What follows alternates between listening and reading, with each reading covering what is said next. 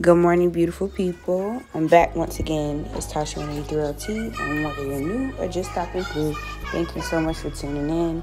If you haven't already, go ahead and hit the subscribe button and hit the bell for content notifications so you can be notified whenever I post a new video, and drop a like and some love in the comments. Today I'll be showing y'all how to do a simple Wicks treatment, so let's get into it.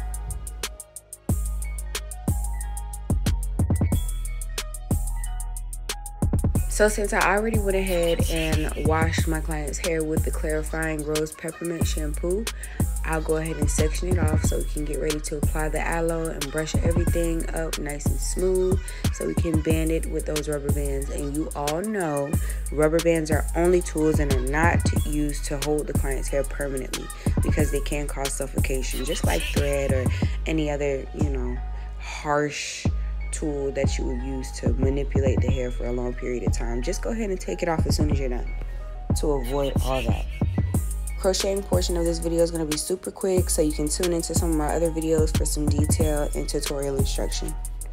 And it doesn't really matter if your client's hair is wet or dry. It's all about the technique that you use when you're crocheting. Just make sure you're protecting yourself with your gloves and pointing those needle hooks downward.